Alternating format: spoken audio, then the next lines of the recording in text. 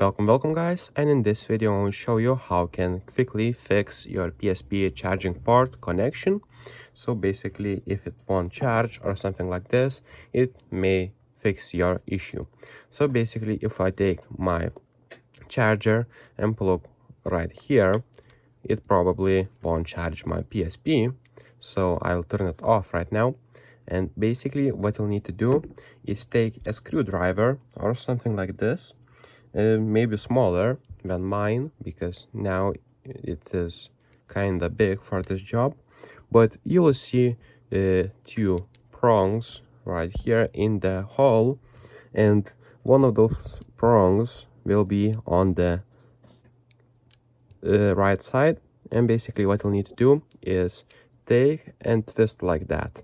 Make sure don't twist this one, but there's inside one little thing that you'll need to twist to make sure the connection is right. So this issue happens when you plug a lot of times in and out, and that little prong just moves in. So you'll need to just take it and pry it out. And that's pretty much it, guys. That's how you fix bad connection on your PSP. So that's pretty much it, guys. If this video was helpful, please make sure to subscribe to Guide to Everything, comment down below for the algorithm, and see you in the next one.